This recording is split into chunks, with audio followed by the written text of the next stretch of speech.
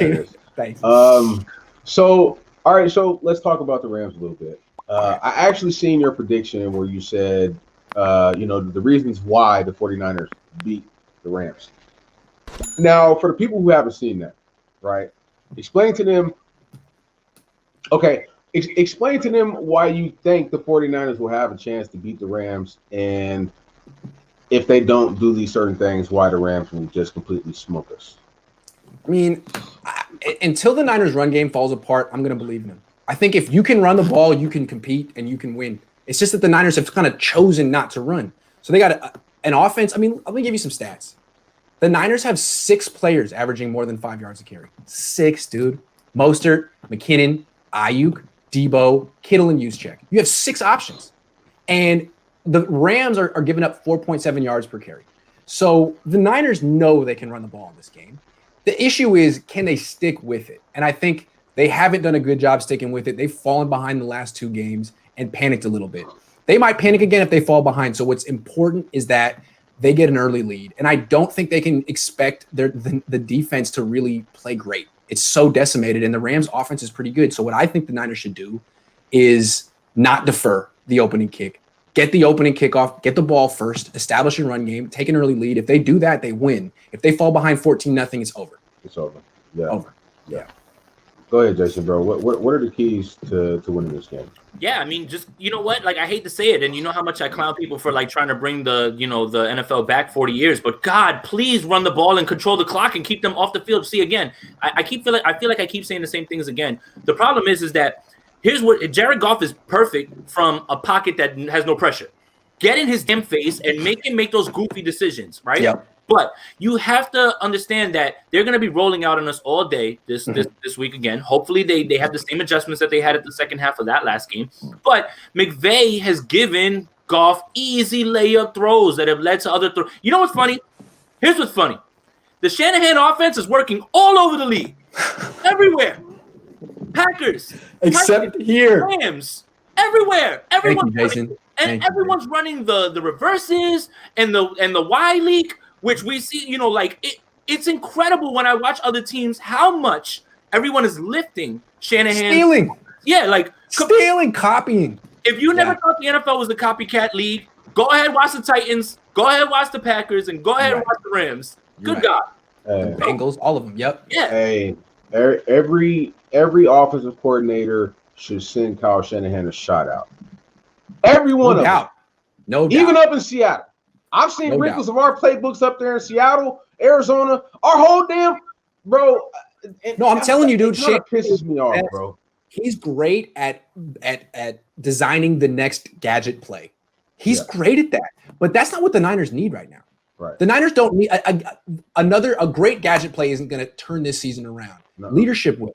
Right. A guy who says, you know what, we need to establish our identity now. We've messed around for 5 weeks. We're a run-first team. We're going to establish. It's not that you need to establish the run. You need to establish your strength, your identity. Don't have the first pass of the game go to Kendrick Bourne. No offense, Kendrick. The first pass of the game goes to Kittle. The first run of the game goes to Mostert. You establish your strengths early on, and then you get your supporting cast guys involved after. I mean, you don't want the first shot of the game in a basketball game to be a 3 by Rondo. You know what I'm saying? Like, there's an order of operations to things. Like, you want Rondo to take some threes eventually, but that's not how he gets into the flow of the game. Get the ball to Kittle, run the ball with Mostert, establish your strengths early on. Don't be down 14-0 and be like, well, I haven't even thrown to Kittle yet. You don't want to be in that position. Right. Yeah. My keys to victory is we cannot turn the ball over twice. I mean, we've turned the ball over 6 times in the last 2 games. Well, 5 times in the last 2 games. Jimmy had two picks, and then Mullins had the 2 picks and the interception. So we cannot have 2 turnovers. Aaron Donald cannot get more than 2 sacks, because if he gets 3, it's going to be a problem.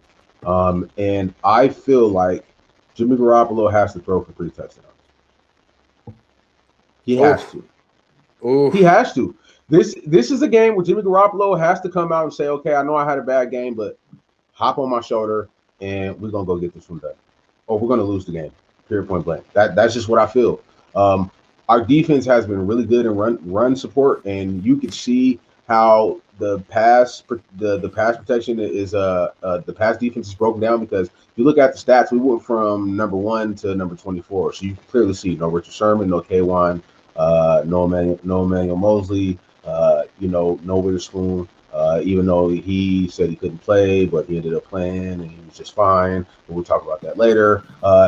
If Jimmy Garoppolo does throw 3 touchdowns, he turn the ball over twice, and Aaron Donald gets more than 2 sacks, then it's a wrap.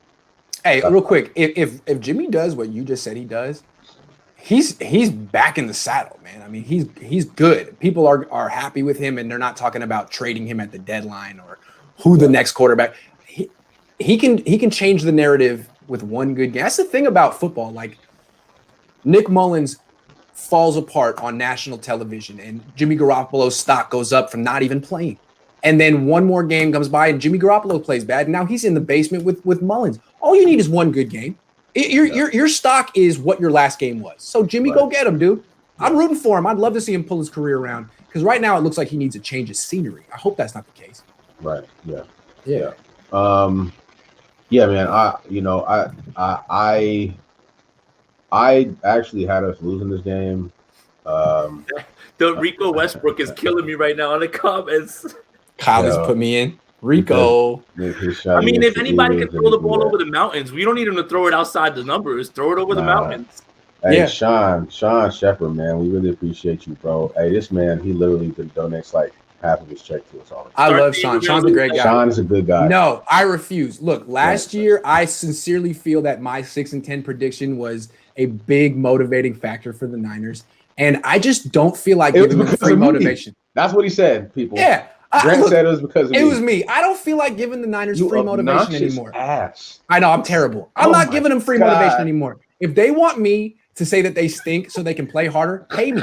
Put me on the payroll. Make me like the coordinator in charge of telling them they're not good. Bring me in every Saturday and be like, you're going to lose by 2 touchdowns.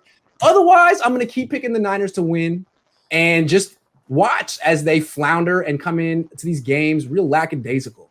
So, they're going to have to pay me off to stop jinxing them. I need $2 million, Jed. $2 million. Jed got it, too. He got that Look it up. Jed got that. You know I'm the issue. You know I'm the problem. I could turn this whole season around right now. Yeah. I'm not going to do it. Yeah. Hey, if you have power like that, you got to get paid, man. You can't just start. Yeah, you got to get compensated. Hey, so let's talk about our offensive line versus the Rams offensive line. I'm going to go to the bathroom. No, I'm just kidding. All right, just because end of discussion. I'm starting with you, Jason. Okay. Break down the Rams offense or the Rams defensive line and our offensive line. Look, how you have to slow them down is you don't run away from Aaron Donald. Run right at his ass. Run right at. Run right at, because he's aggressive. You can kind of judo him out of the play. Run right at his ass and make sure that you run those traps and everything. Make sure that you go and you peel him off. Run right at him, and then he plays the pass on the way to the run. He plays the run. And when the running game goes, that's when play action opens up, okay? And that's when you'll get those middle over. Like, it sounds simple. We've been talking about it, but it's literally that simple. Like, you can't run. I'm tired of people telling me on Twitter, you got to run away from Donald. You have to run right at him, and you have to attack him. Get him tired and go. The other thing that we should do, like I said many times, get him pissed and get him kicked out of the game. But, I mean, that works. Yeah, I mean, works. Honestly, just have Daniel Brunskill be like, "Hey, man." Hey, Brunskill worked him last year. See, he did a good job against him last year. So that's the thing. It's like if you put Jimmy in spots where he has to drop back and you leave Aaron Donald on one-on-ones, that's when things are going to get hairy. And that's why you have to control the clock, make sure you're in a positive game script, and make sure that you're not falling behind. Because if the Rams know that you're going to throw the ball, that's when things are going to get bad. Here's how I'm going to judge if the Niners win the game. If the Niners come out first play and they're in the shotgun, they're going to lose. If they come out first play and they're under center, they're going to win. Because to me, when they start off in the shotgun, what Kyle Shanahan is telling everyone is, we're going to get smoked in the trenches today, and I'm scared. My O-line can't block this D-line, and I don't want to even – I got to get my quarterback away from it. If they get under center with Juszczyk in the I formation, that's Shanahan saying we can run on this team, and I know it. And they can. I mean, they're giving it up 5 at a clip, like 5 exactly. a clip. Like that's and every time Mostert touches the ball, he's like this close to ripping it off all the way to the house. Right. Yeah. Because we're in the shotgun. Their base run game is not out of the shotgun. They're not a shotgun team. 4th and 1. No, it doesn't make any sense. Like they can do shotgun in obvious pass situations, but on first down, they should be under center. And if they're not, that indicates a lack of confidence in something. So if they come out that way, then it's like, all right, well, you're already coaching scared. You've given up your identity. You think you need to win another way. I'm going with the Rams, but I don't think they're going to do that this week. I think they're going to come out, use check I formation, give the ball to Mostert first play, 5 yards. Yo, Rico Westbrook. Stop it. What I don't understand is why are we playing so much a shotgun, and he knows that everybody in the NFL knows that Jimmy Garoppolo is better when he's under the center. No matter how much we've seen it all year last year, there's plays where he literally had a guy in his face and he was getting smacked and he was still delivering the ball. Well, I mean, Shanahan could say, like, look, I mean, the offensive line is terrible. If I get him further away from the line, I protect him a little bit. Plus, he's got these injuries. But again, like when you move him, when you're in the shotgun, you take away your run game. I mean, you don't have the run game. So it's all on Jimmy at that point. And that's not your offense. That's not what you do well. But I've seen a few very bad plays from the offensive line last game, but Jimmy Garoppolo was only pressured 6 times.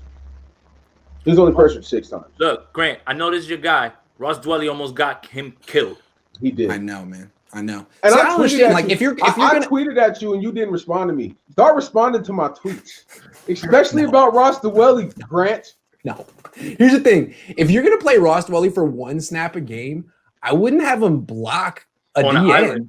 Like, what? Are you like, what? Like, put Charlie Warner out there. That's what you drafted him for. If you want to use Dwelly for 1 snap a game, let him run a route in the red zone. I'm sorry. Kyle, you're not dumb. What are you doing? I don't. Where's the delayed Ross Dwelly route? The beautiful route where he chip blocks for a second and then he leaks right back out for an easy throw. Where is it? Where is it? I mean, but a good game against the Giants and never gets another target. But at the same time, bro, when a guy makes a bad play, he makes a bad play. It was bad, and that was horrible. It could have been curtains for Jimmy. You know what I mean? Could have been curtains for Jimmy. That was bad. Yeah. And you know what happened the next play? He went full tap dance in the. Dude, that shot he took from behind. The thing is, like, I don't know if it was like you could see it on TV, but from the press box you could see it happening from a mile away, and it's like almost like slow motion. You're like, no. It was bad. That's your blind side too. It's like, what is he supposed to do? Like, you know how you're supposed to feel pressure. There's nothing you can feel after 1 second, and there's the guy barreling down on you. You can see that hit coming. You're like, oh man, I hope he gets up. I hope. He gets up. That's how I felt, man. Dwelly. Sorry. Yeah, he.